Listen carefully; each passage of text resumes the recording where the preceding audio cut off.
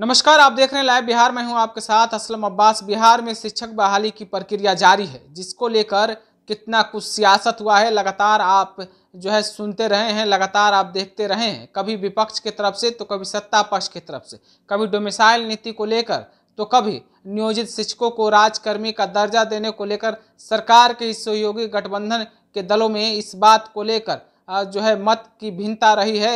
यानी कि सहयोगी दल के नेता भी सरकार के जो मौजूदा शिक्षक बहाली की प्रक्रिया थी उस पर सवाल उठाते रहे हैं। लेकिन सबसे बड़ा जो खबर निकल कर आया था सुप्रीम कोर्ट के फैसले के बाद, सुप्रीम कोर्ट ने अपने फैसले में जब 1 से लेकर 5 तक यानी प्राथमिक शिक्षक बनने की योग्यता में बीएड धारी को अयोग्य ठहरा दिया था। यानी कि जो भी बीएड किए हुए वो 1 से 5 के लिए शिक्षक भर्ती की प्रक्रिया में शामिल नहीं हो गए। यानी कि 1 से 5 तक वाले सिर्फ डीएलएड और बीटीएस जो किए हुए हैं वही अभ्यर्थी पात्र माने जाएंगे। सुप्रीम कोर्ट ने यह फैसला सुनाया था, जिसके बाद से बिहार में शिक्षक बहाली की प्रक्रिया पर ग्रहण लगने की आशंका जताई जा रही थी। अभ्यर्थी परेशान थे कि क्या बिहार में शिक्षक बहाली की प्रक्रिया रुक जाएगी, क्या शिक्षक बहाली की अड़चनें एक बार फिर से बढ़ गई है। तमाम बातों को लेकर जो शिक्षक अभ्यर्थी थे उनके मन में असमंजस थी, उनके मन में कई तरह के सवाल गूंज रहे थे। लेकिन इन तमाम सवालों के बीच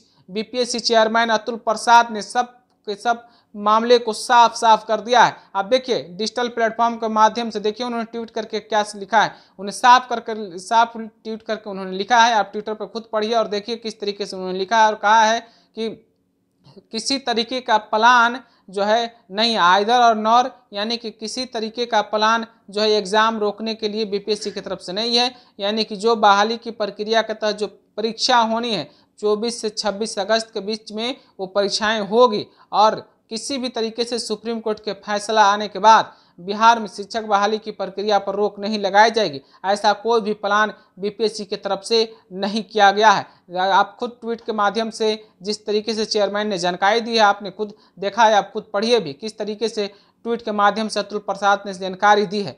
तो आप समझ लीजिए जो अभ्यर्थी, जो कैंडिडेट असमंजस में थे, जिनको अंदर ये सवाल था कि क्या होगा क्या नहीं होगा, तो बीपीएससी के चेयरमैन अतुल प्रसाद ने सब कुछ साफ साफ कर दिया और सब कुछ उन्होंने साफ साफ बता दिया है कि आयोग के पास किसी भी तरीके की कोई प्लान नहीं है कि आगामी इस बहाली की प्रक्रिया पर रोक लगाई जाए। हालांकि सुप्रीम कोर्ट का जो फैसला है वो अलग फैसला है और बिहार में जो शिक्षक बहाली की जो प्रक्रिया है वो जो निर्धारित समय के हिसाब से जारी रहेगा।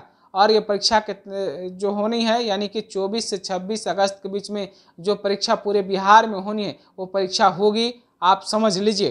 तो जो भी कैंडिडेट इस बात को लेकर अपने अंदर बहुत सारे सवाल पूछ रहे थे, सवाल को जानना चाह रहे थे, उनके लिए बड़ा अपडेट है बीपीएससी की तरफ से। यानी कि 1,70,000 जो बिहार में बहाली होने शिक्षकों की, उसकी प्रक्रिया में अब किसी तरीके की रुकावट नहीं होने जा रही है। अतुल प्रसाद के ट्वीट से साफ साफ मामला क्लियर हो गया है।